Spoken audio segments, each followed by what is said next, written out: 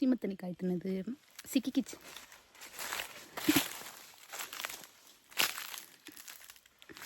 மாம்பழம்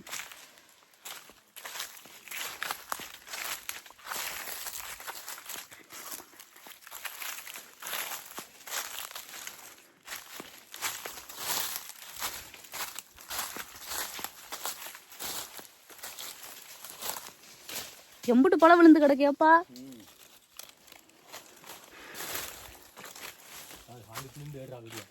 செம்மையா இருக்குப்பா. எங்க நின்னுப்பா செம்மையா இருக்கு, சூப்பரா இருக்கு. எங்க இருக்கீங்க நீங்க? இது வத்தீங்களா எங்க அப்பாவை மேல இருந்து 60 அடி உயரம். ஆமா 60 அடி உயரத்துல இருந்து இந்த காயை புடுங்கி விட்டா கீழே பூராமே கல்லு. ஒரு காய் கூட டேமேஜ் இல்லாம எடுக்க முடியாது. ஆமா ஆல்ரெடி விலையே போகல, கிலோ 8 ரூபாய்க்கும் 10 ரூபாய்க்கும் கேட்டுக்கிட்டு இருக்காங்க. 60 அடிக்கு மேல காய் இருக்கிறதே தெரியல. ஆமா எடுத்து ஒன்னொன்னா புடுங்கி ஆமா அங்கேயே பையில போட்டு இறக்குனாத்தே காயை முழுசா கொண்டு வர முடியும். ஆமா ஆனா அவ்வளவு வேலை பார்த்தோம், விலை இல்லை. விலை இல்லை. ஆமா இதுதான் ஒரிஜினல் செந்தூரா. தெரியுதுங்களா உங்களுக்கு மேல கலர் தெரியுதா? ஆமா தெரியுதுப்பா. இதுதான் ஒரிஜினல் காய். மற்ற டூக்கில் கட்டெல்லாம் வச்சு விற்பாங்க செந்தூரான்னு. ஆமா இதுதான் செந்தூரா மரம். காய் இருக்கிறதே தெரியலையா? உள்ள குளக்குள்ள இருக்கு. ஆமா ஃபுல்லா இருட்டா இருக்கு, ஃபுல்லா கொலைக்குள்ள இருக்கு. எங்க அப்பா அங்க ஒரு ட்ரை பிடிங்கி வச்சிருக்காரா, ஒரு 100 கிலோவுக்கு குளக்குள்ளே இருக்கு. அங்க ஒரு ட்ரைல வச்சிருக்காரு. இந்த கீழே ஃபுல்லா மாங்காவா பிடிங்கி விட்டுருக்காரு. கீழே விழுந்துச்சுன்னா டேமேஜ் ஒண்ணுக்கு ஆகாது. கீழே விழுகிறது வேஸ்டா போகும், டேமேஜ் ஆகதான் போகும். இதை ஒவ்வொன்றா பார்த்து ஒவ்வொன்றா கீழே ஒவ்வொன்றா பிடிங்கி விட்டுருக்காரு. இதுல பாதி கீழே இருக்க ஃபுல்லாமே பழம்தான். இப்போ செந்தூரா வந்து சீசனே முடிய போகுது. ஆமா முடிய போற கண்டிஷன்ல கூட இன்னும் விலை இல்லை. ஆமா விலை வந்து முடிய போற டயத்துல 80 ரூபா விற்கணும். இப்போ வந்து 40 ரூபாய்க்கு நம்ம கொடுக்குறோம். இது வியாபாரிக வாங்கி 40 ரூபாய்க்கு இங்க கொடுக்குறோம்னா அவங்களுக்கு கட்டாது. ஆமா அவங்க வந்து 50 ரூபாய்க்கு விற்கணும். ஆமா ஒரு 10 ரூபா சேர்த்து விட்டாத்தே வியாபாரியை விற்க முடியும்.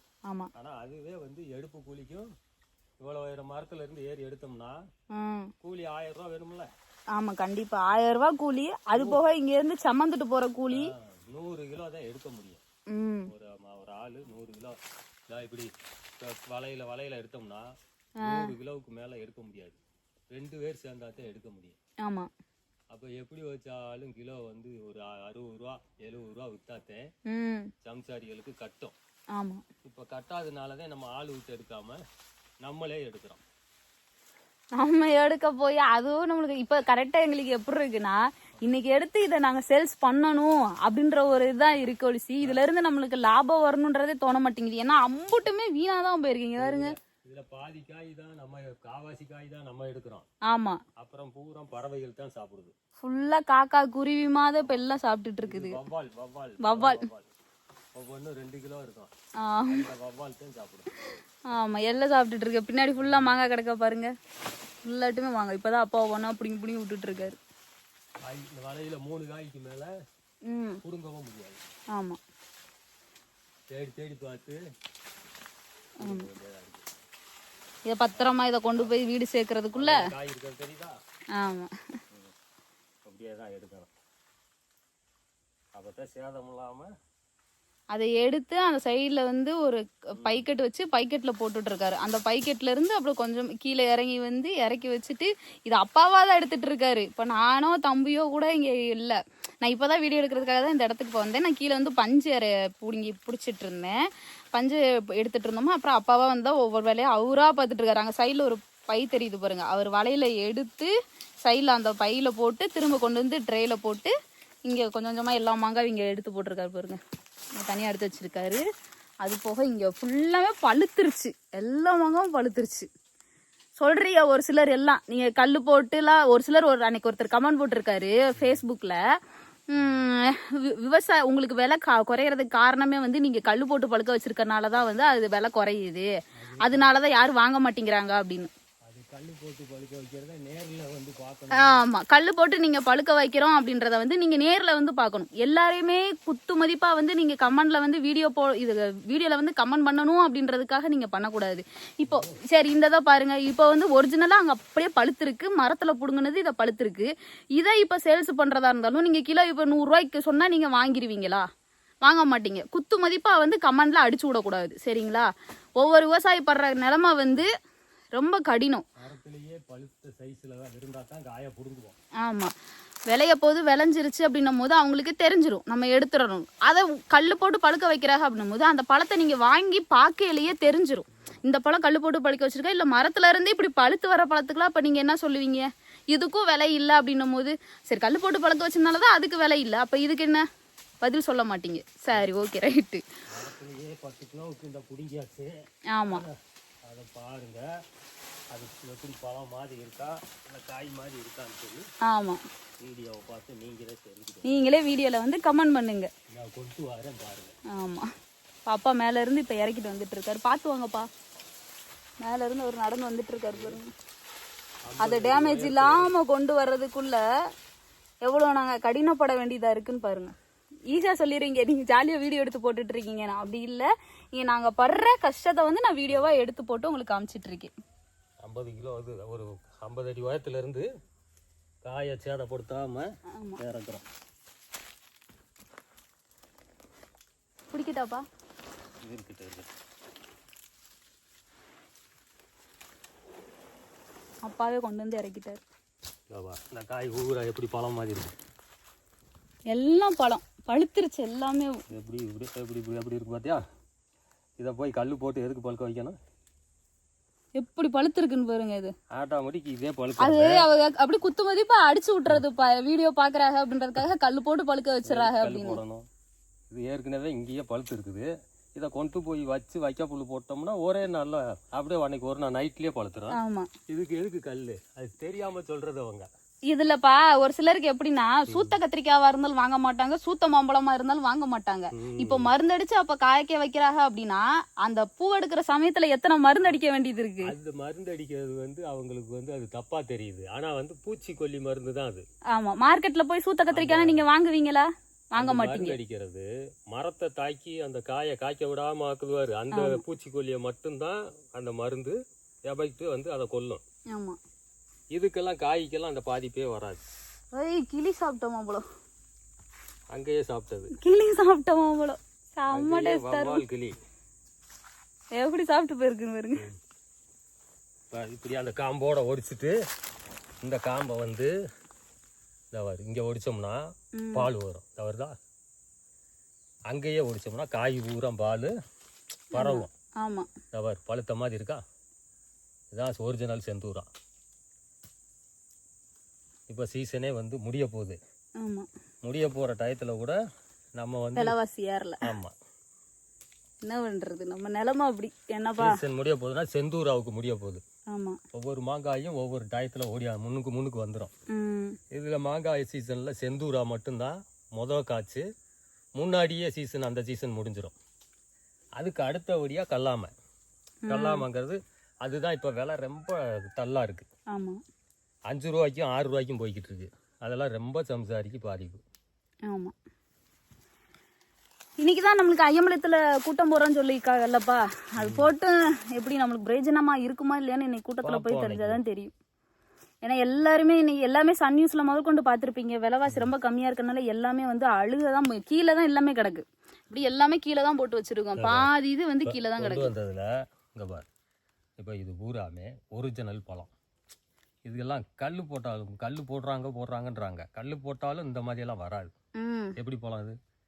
இதை கொண்டு போய் நம்ம வித்தோம்னா பொதுமக்கள் 4-5 பரட்டி கல் போட்டுருக்காங்களா போடலையா அப்படின்னு செக் பண்ணி, அதாவது எல்லாத்தையுமே அதை உருட்டி அவங்க உருட்டுற உருட்டுலயே அந்த காய் கண்டி போகுது.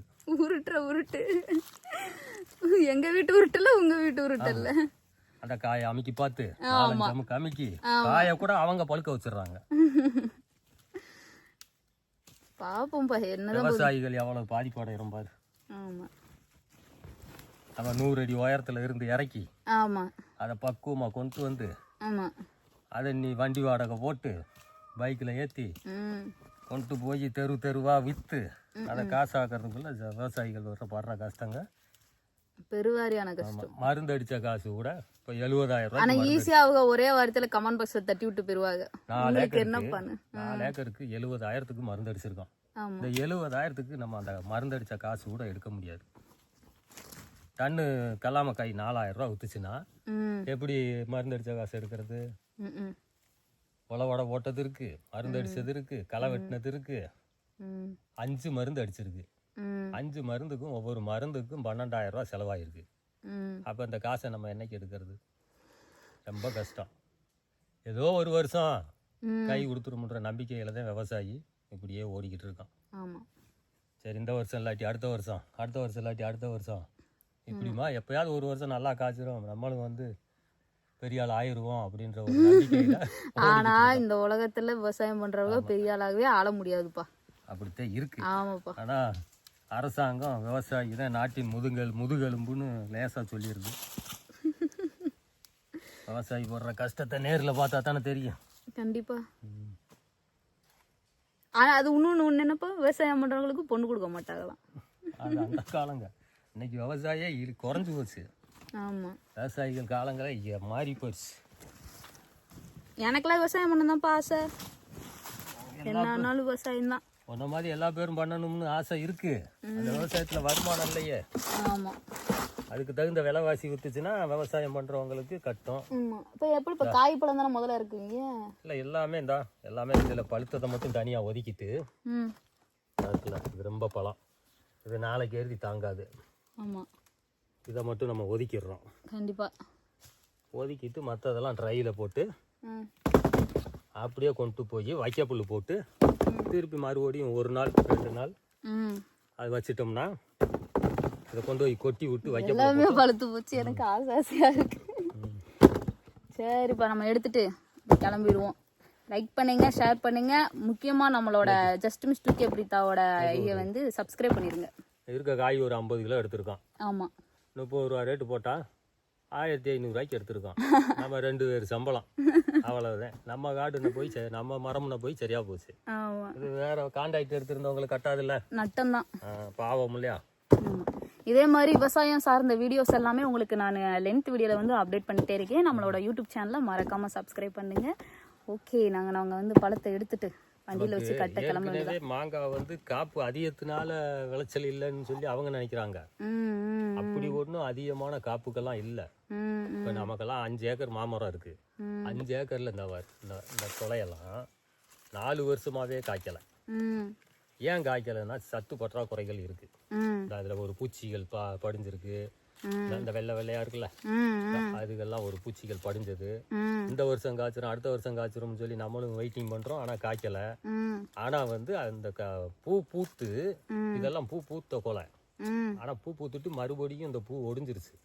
இதுக்கு காரணம் என்னன்னு சொன்னா, காலம் தவறி பூத்துருச்சு. இந்த தளவு எடுத்தது மழைகள் கூடுதலா பெஞ்சிருச்சு. கூடுதலா பெய்யவுமே தலை வந்து முன்கூட்டியே தளைஞ்சிருச்சு. முன்கூட்டி தளைஞ்சிருச்சுன்னா அந்த மரத்துக்கு வந்து அந்த தளவு வந்து பக்குவத்துல தளைஞ்சாத்தேன் பூ ஓர்ஸா பூக்கும். அப்படி பக்குவத்துல தலையில பகுதி தளவும் பகுதி பூவுமா இருந்துச்சுன்னா அந்த விவசாயங்கள் சீர்கெட்டு போயிடும். அப்படித்தான் இந்த வருஷம் ஆயிடுச்சு. ஆயும் கூட விலைவாசி இல்லை. ஆமா, என்ன செய்யறது, என்ன பண்றது?